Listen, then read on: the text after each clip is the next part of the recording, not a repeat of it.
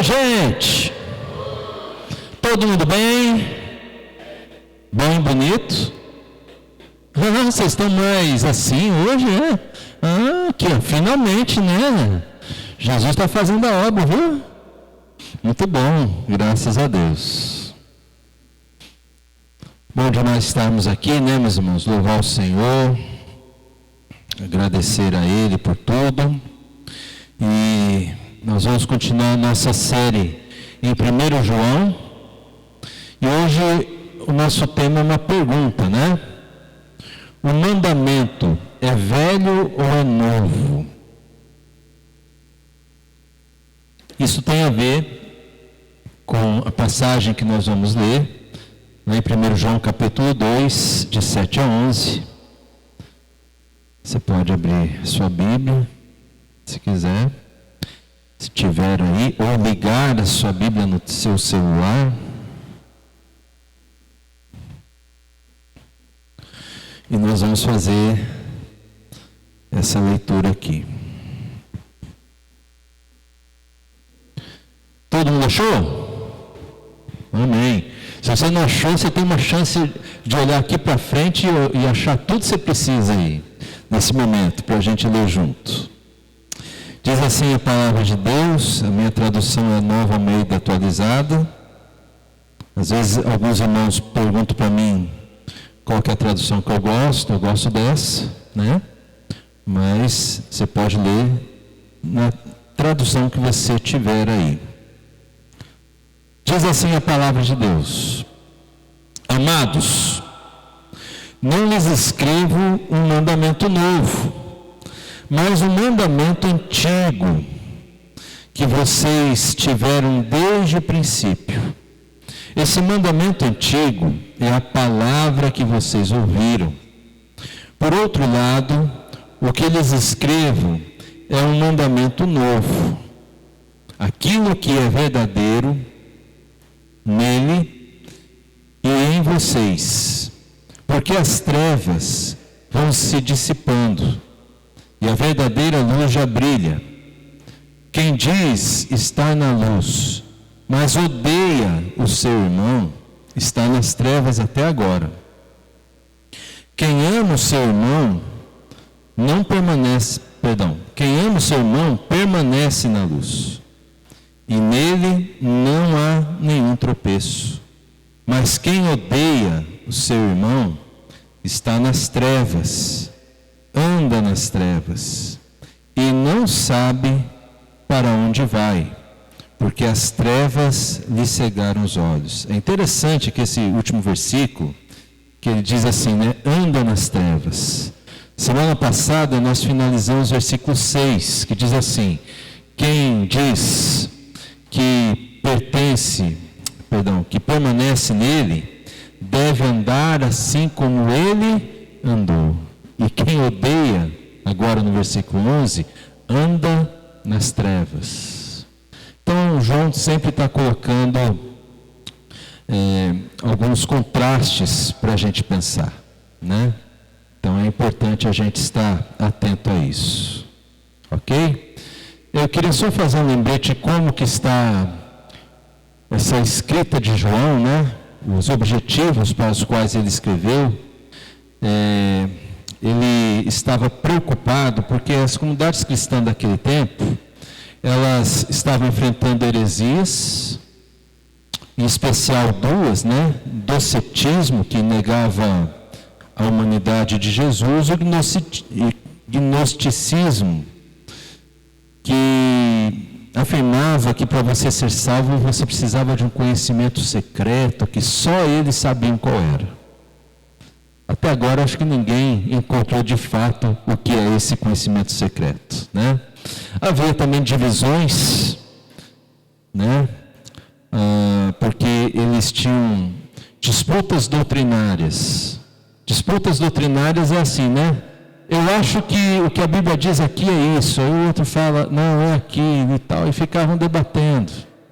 E quando não concordavam com o outro, eles acabavam se separando. Não é essa a vontade de Deus, né? E também uma influência do mundo. a igreja, muitos irmãos da igreja, estavam com valores pessoais contrários aos valores do Evangelho. Eles vinham para a igreja de Jesus e não mudavam de vida, continuavam vivendo do mesmo jeito que eles sempre viviam, né? E isso ameaçava a santidade de cada um, a santidade da própria igreja e até mesmo a comunhão entre os irmãos, né? Então esse é o nosso contexto aqui, né? Bom, gente, então indo lá para o verso 7, ele fala do mandamento. Mandamento, nós vimos semana passada, que tem a ver com tudo aquilo que Deus nos instrui, tá? Aquilo que Deus nos ajuda a entender sobre a forma de viver segundo a vontade dEle. É isso que é o mandamento de Deus. E quando nós lemos esse termo, essa palavra mandamento, primeira coisa que vem à mente são os 10 mandamentos, né? Que todo mundo aqui sabe de cor e salteado, né? Vamos lá, gente? Vamos lá. Gente, meu Deus, a sorte de vocês que eu também não sei de cor e salteado. A Jesus aí ajuda a gente, ele divide em 2, né? Ele diz que é amar a Deus acima de todas as coisas e ao nosso próximo como a nós mesmos. Nós já vamos ler isso aí, ok? E na verdade, não é que Jesus fez um resumo dos 10 mandamentos. Essa que é a verdade. Não chega a ser um resumo daqueles mandamentos lá que Deus deu para Moisés. Vamos abrir a Bíblia em Mateus 22, 36 a 40. Nós vamos ver tudo certinho aqui. Eu vou mostrar para vocês de onde Jesus tirou essa ideia.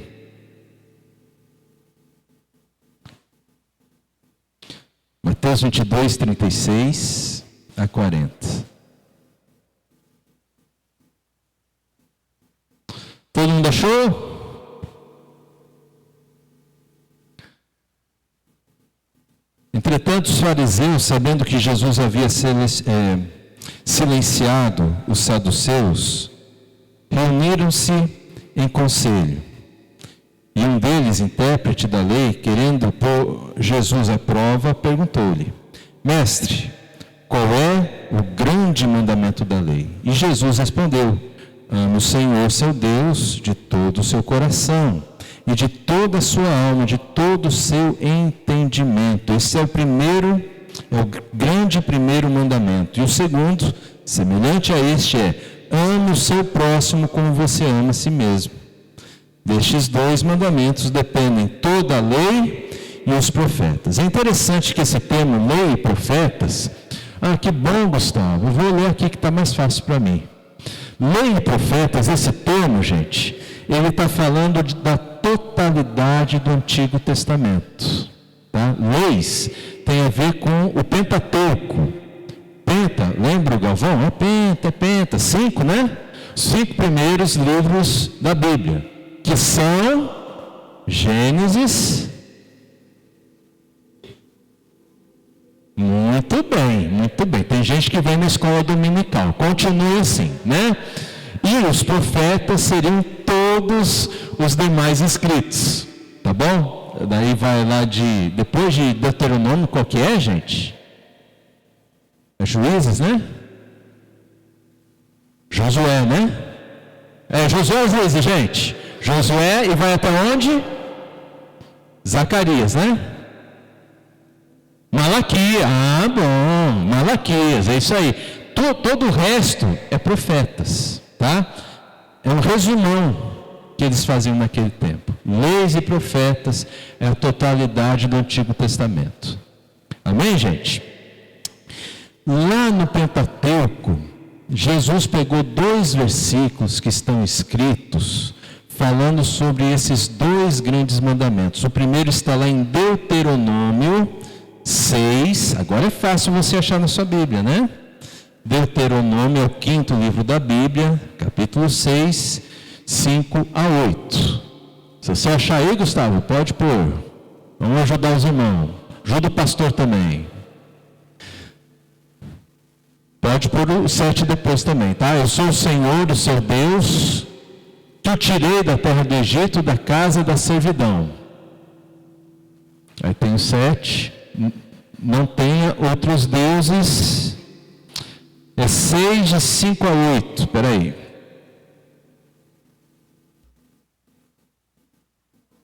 Portanto, ame, vamos ver junto, gente? Ame o Senhor, seu Deus, de todo o seu coração, de toda a sua alma, com toda a sua força. Gente, e se Jesus lesse o Antigo Testamento? Você já parou para pensar nisso? Se Jesus lia, na verdade, o Antigo Testamento, a gente precisa pensar em ler também. Ele está falando que é importante. Aquela ideia que Jesus tirou lá no Novo Testamento de amar a Deus acima de todas as coisas, tem a ver com uma lei de Deus. E lá em Levítico 19, 18, que é o terceiro livro, né? Levítico 19, 18 diz assim: não procure vingança, nem guarde ira contra os filhos do seu povo, mas, vamos ver juntos, ame o seu próximo, como você ama a si mesmo. Eu sou o Senhor. Gente, então olha só que interessante. Esse versículo de onde Jesus tirou o segundo grande mandamento tem a ver com nós não odiarmos o irmão. E não é isso que João está falando ali? Depois ele vai falar lá nos versos 10, 11, né? Quem odeia o irmão está onde? Nas trevas. Nós precisamos amar o nosso irmão. E João está falando isso, né? Está lembrando que esse é o antigo mandamento, né? O mandamento antigo. Mas presta atenção. Você leu ali comigo o texto bíblico de Deuteronômio, de Levítico, mesmo Jesus citando ali em Mateus. Você percebe que esse é o velho mandamento, ou o mandamento antigo, porque tem a ver com você. É algo que você faz. Você tem que amar a Deus com toda a sua força, todo o seu entendimento. Tem que amar o próximo como você ama você mesmo. E é isso que João está dizendo que é o antigo mandamento. Tem a ver com você, né? É isso que ele estava falando para a gente. Por isso que ele diz, eu não estou falando um mandamento novo para vocês. Na verdade, eu estou começando aqui falando do antigo mandamento, que diz que você tem que amar a Deus, que você tem que amar o seu próximo, é com a sua força, é com o seu entendimento, é como se fosse a você mesmo. Depois João vai falar assim, mas ao mesmo tempo é um novo mandamento. Por quê? Pode colocar o próximo.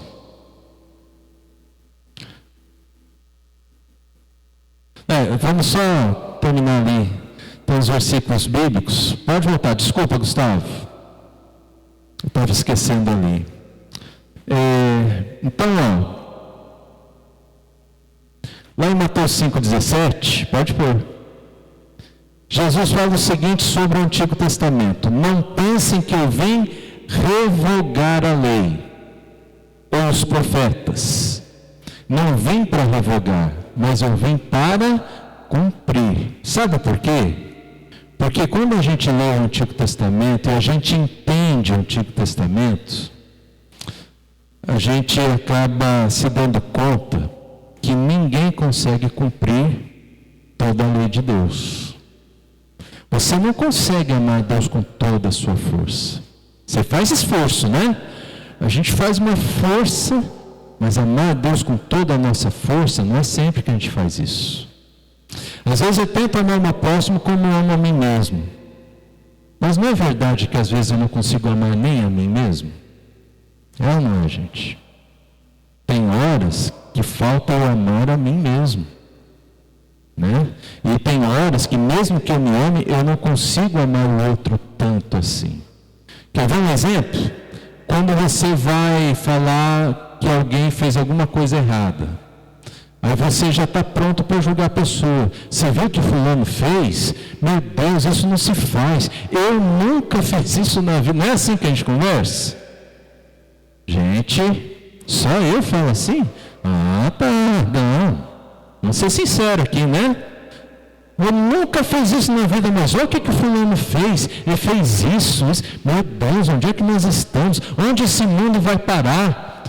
E quando você faz a mesma coisa que você criticou no outro, como é que é a tua atitude? Não, eu fiz isso, mas sabe o que é?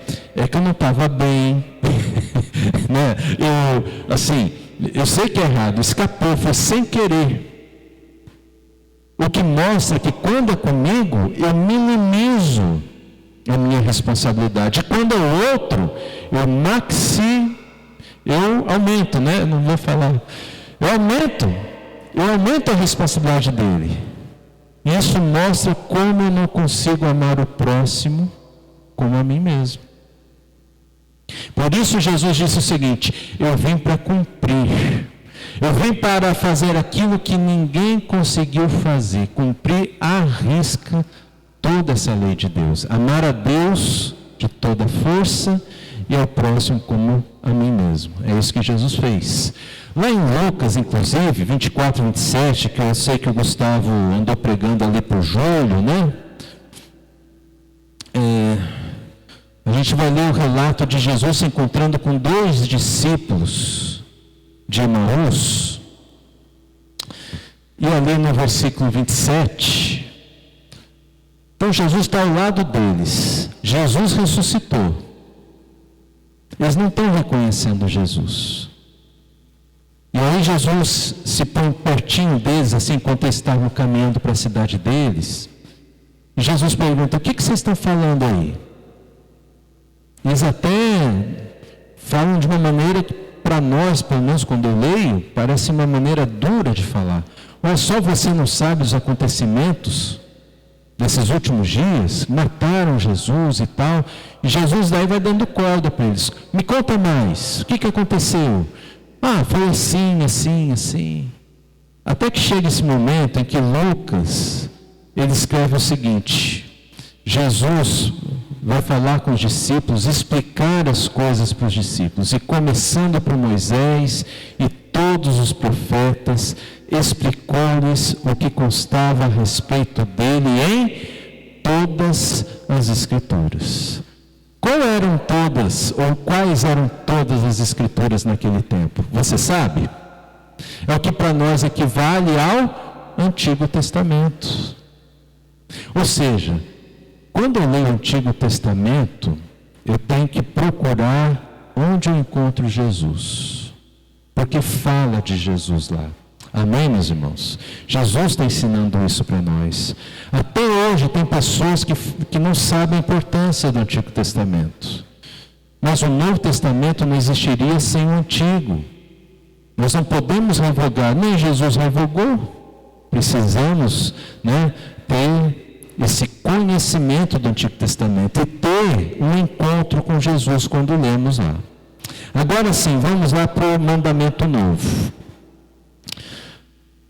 Então o João fala desse mandamento antigo, mas fala também do mandamento novo. Esse mandamento novo, gente, é o antigo mandamento, mas redefinido e intensificado por Jesus. E esse mandamento novo, ele vai passar a ser, desde então, o centro de toda a vida cristã, todo aquele que ama Jesus. Tá ok? Então, o texto está lá em João 13, 34, nós vamos ler ali.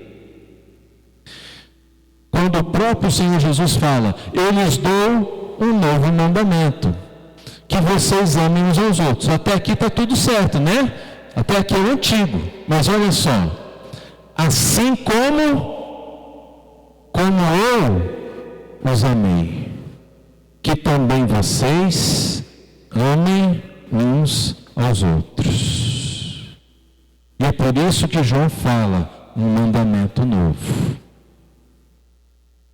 Aqui, o salto de qualidade da vida cristã é fantástico, é enorme, né?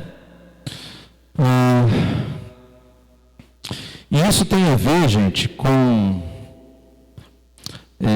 Jesus dizer essa novidade que precisamos amar como Ele nos amou. E a pergunta certa é: como Jesus nos amou? Essa é a pergunta que a gente tem que responder. Então vamos ler alguns textos. O texto mais importante de todos, eu acho que é João 3,16. Né? João 3,16. Nós vamos ler ali. Porque Deus amou o mundo de tal maneira que deu o seu Filho unigênito para que todo aquele que nele crê não pereça, mas tenha a vida eterna. Então, gente, olha só. Olha para esse texto. Quem que Deus amou? O mundo. Todas as pessoas. Deus amou a todas as pessoas. Mas nem todas as pessoas são salvas, porque nem todas creem em Jesus. O problema não está em Deus que não quer amar. Ele amou a todos. O problema está no ser humano que não crê em Jesus. Esse é o problema, né? Mas aquele que crê não vai perecer. Perecer é morrer. Mas há a promessa da vida eterna. Amém, gente? Então, olha só, Deus deu o seu Filho. Deu o seu Filho. É uma oferta.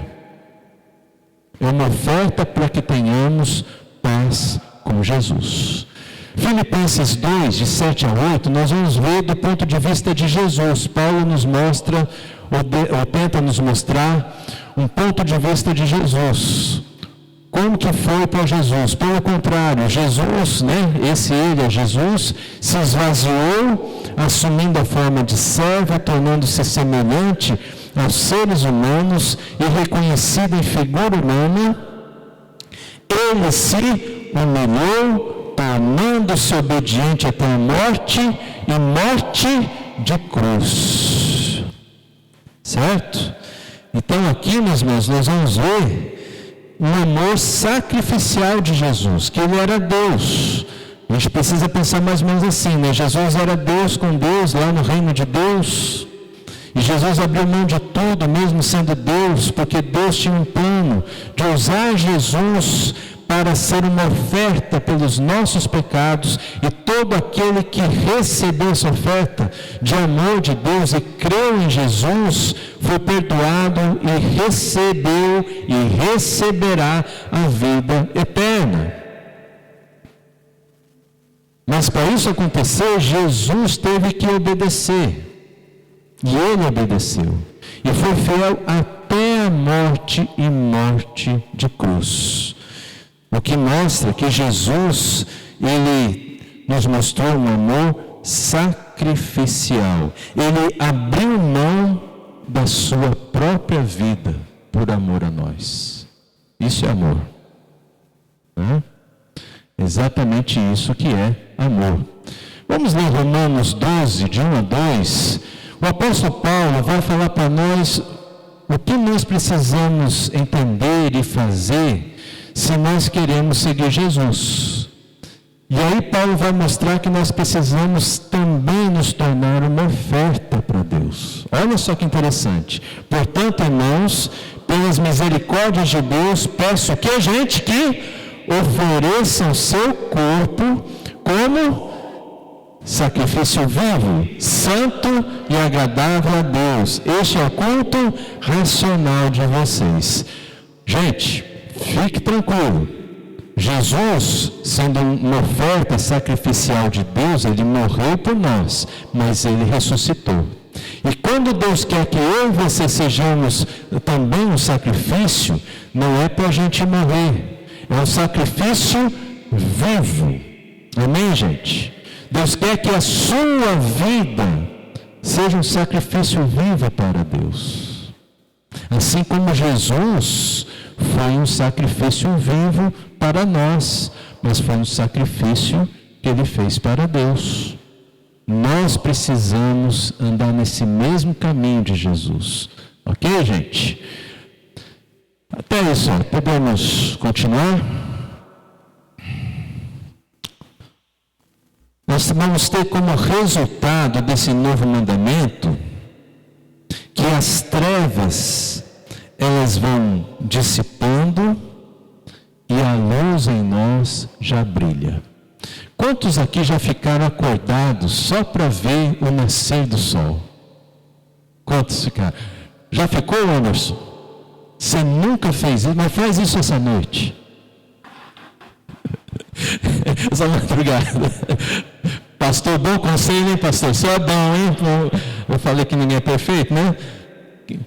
Você já fez? Porque eu já fiz, muitas vezes. Algumas até recentes. Às vezes a gente perde o sono antes, um pouquinho antes do sol nascer. Aqui por volta de 5, 5:30, dependendo do período do ano, você já vê os primeiros raios do sol apontando no horizonte, né, gente? É uma das coisas mais lindas que a gente vê. Porque está tudo escuro. Momentos antes está tudo escuro. E de repente, vai brilhando uma luzinha pequenininha lá no horizonte. Né? Aí que a gente entende sim que a Terra está em movimento, né? E a luz vem aumentando, você começa a ver aquela bola lá do sol, não é, gente? Começa tudo a ficar claro, as trevas vão se dissipando. As trevas vão se dissipando. A luz já brilha. É isso que João está falando, né?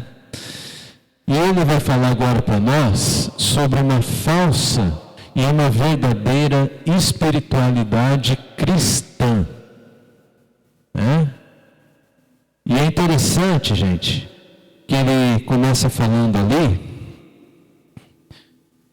principalmente nos versos 9 a 11, o seguinte, né? Quem diz estar na luz, mas odeia o seu irmão, está onde, gente? Nas trevas até agora. Quem ama o seu irmão permanece na luz, e nele não há nenhum tropeço. Mas quem odeia o seu irmão está nas trevas, anda nas trevas, e não sabe para onde vai, porque as trevas lhe cegaram os olhos. Então, gente, se Jesus nos amou, sacrificando a sua vida, morrendo por mim, por você, o que João está querendo nos ensinar é que eu serei verdadeiramente espiritual se eu amar como Jesus amou, se eu andar como Jesus andou, se eu viver como Jesus viveu.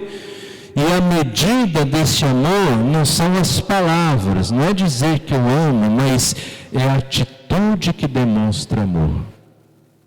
É exatamente isso. Quer ver, gente? Jesus certa vez ensinou o seguinte: tem alguém que está mandando, né? Porque eu acho que Jesus tinha em vista um soldado romano obrigando um cidadão judeu a carregar seu escudo, ou talvez alguma coisa da sua mochila, enquanto ele se dirigia para algum lugar, né? Então, você recebeu essa ordem para andar 1 milha, o que Jesus falou? Você vai andar metade da milha. É isso que Jesus ensinou, né? O que Jesus falou? Você vai andar o dobro. Porque Jesus, o tempo todo, ele indica que amor é sacrifício. É sacrifício. Então, pedindo para você 1 milha. Quantas milhas você vai andar? 2. E onde as 2? Faça isso, né? Se alguém no tribunal tentar tirar tudo de você, ele fala assim, mas a tua camisa, entrega também o quê? A tua capa. Não é doido isso, gente? Jesus está falando de amor sacrificial. Algo que não é muito fácil a gente fazer. Algo que é um escândalo para quem não conhece Jesus. Vamos falar sério? Às vezes a gente que diz que conhece se escandaliza. É ou não é, gente? A gente acha que isso não está certo, não. A gente ainda, tem gente que fala assim, não, eu sou cristão, amo as pessoas, mas se alguém me tirar tudo que eu tenho, eu não vou dar mais o que a justiça pediu. Não sou louco, não, isso aí está errado. Mas não é o que Jesus está falando? É o que Jesus está falando. Olha só. Né? Amor é sempre um sacrifício que nos faz fazer mais do que nos é pedido. Quer ver um belo exemplo? Se você é pai ou mãe, você sabe o que eu estou falando. Se você não é pai nem mãe, você não faz ideia do que eu estou falando. Porque, gente, ser pai e ser mãe, muitas vezes, né? Vamos falar do filho pequeno, você lembra? Criança é uma bênção, né, gente? Eu amo criança, mas quando você vai cuidar do teu filho, da tua filha, às vezes teu filho está chorando lá no berço, 3 horas da manhã, no outro dia você trabalha. E aí, você e tua esposa são bem democráticos, vocês tiram para o ímpar meio que dormindo ali, quem perdeu vai ter que acordar e vai ter que perder a noite de sono e não vai reclamar. Porque amor é isso, é sacrificial. E você faz de tudo para aquela criança parar de chorar, você não consegue. Já passaram por isso? Pais e mães, já? Né? E aí, você não sabe mais o que fazer, você quer ligar para alguém, deixa eu acordar um amigo meu nessa hora, deixa eu acordar os meus pais, deixa eu acordar minha sogra, meu sogro. Como é que vai fazer isso? A gente tem essa vontade, e não dá para ligar. Você vai ter que resolver por você mesmo. Isso é amor. E você começa a orar, a clamar. Nessas horas você fica bem pertinho de Jesus, né? Senhor, pelo amor de Deus, sou todo teu, estou te entregando toda a minha vida, mas me ajuda, pelo amor de Deus, faz essa criança parar de chorar, eu preciso trabalhar. Você começa a clamar para Deus. É ou não é, gente? É assim. E outra, você quer ver teu filho bem. Você não quer que teu filho chore, você quer dar uma solução para o choro. E aí a gente não sabe se é choro de dor de barriga, de fome, o que mais, gente? Essas coisas todas. E olha, eu estou falando do nenê. Quando cresce o filho, minha mãe sempre fala assim, né? Filhos criados... é trabalho dobrado, é isso aí. Porque a gente para toda a vida vai amar os filhos. Amém, gente? Isso é amor sacrificial. E aqui, João então vai nos mostrar essa diferença. A falsa espiritualidade cristã, ela vai produzir em nós uma cegueira espiritual, vai nos manter separados de Deus e até mesmo dos irmãos, e não vai permitir que nós conheçamos a Deus, porque estamos nas trevas. E este é o estado de quem odeia. Ódio nunca vem de Deus. Cuidado quando você está com ódio. Quem está com ódio no coração está nas... aí precisa, Senhor, tira as trevas do meu coração. Deus tira. A verdadeira espiritualidade cristã, gente, que a Bíblia diz que a luz nos mantém em comunhão com Deus, nos mantém em comunhão com os irmãos, traz para a nossa vida clareza espiritual. Nós temos os nossos pecados perdoados, e este é o estado de quem ama como Cristo amou. E o amor de Cristo é sempre um amor que se sacrifica. Tem uma frase... Não, essa frase eu vou falar daqui a pouquinho. Eu quero mostrar para você agora o último quadro e nós vamos finalizar aqui. Eu quero mostrar para você alguns passos práticos para a gente viver o novo mandamento e amar como Jesus amou e ser verdadeiramente espiritual. Eu quero deixar essas 3 dicas para você. Então, o que nós aprendemos aqui é a oferecer diariamente a vida a Deus como um sacrifício vivo, santo e agradável a Deus. Ou seja, procure fazer sempre a vontade de Deus. Sempre. Porque fazer a vontade de Deus vai levar você a andar como Jesus andou. Andar, no sentido bíblico, é viver. Então é viver como Jesus viveu. A segunda dica: perdoe as ofensas de todos os devedores, da mesma forma como nós fomos perdoados por Jesus. Não é assim a oração que Jesus nos ensinou? E perdoa as nossas dívidas. Algumas tradições cristãs trazem: perdoa as nossas ofensas, assim como nós perdoamos aqueles que nos têm ofendido, ou os nossos devedores, né? Não permita qualquer raiz de amargura na sua vida, porque senão você vai viver em trevas constantes. Você nunca vai ver o nascer da luz de Cristo em sua vida.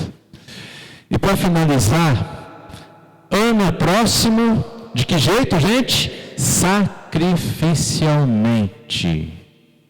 Não deixe de ajudar alguém por ser difícil.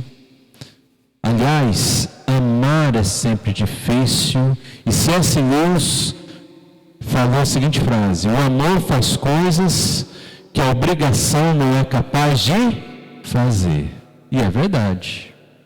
Lá no texto de lei, na Constituição Brasileira, diz o seguinte, né? Sobre alimentos. Os advogados que me lembram a lei lá, não lembro qual que é. Os pais devem dar alimentos aos seus filhos, que inclui lazer, estudo e tudo mais, né? Tudo. A lei não fala que o pai tem que passar tempo com o filho, que o pai e a mãe tem que sentar e conversar com o filho, se relacionar com o filho. Quem nos diz essas coisas é o amor, nunca é a lei, né? Então o amor, ele é muito mais exigente do que a lei. Amém, gente? E aí? Você está mais nas trevas ou você está mais na luz? Como está a sua vida hoje? Eu quero convidar você a fechar os teus olhos, baixar a tua cabeça. Eu quero que você agora ore ao Senhor. O Senhor sabe a real da sua vida.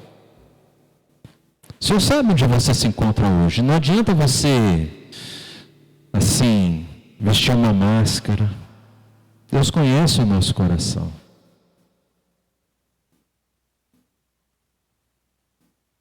Se você precisa pedir perdão, peça perdão.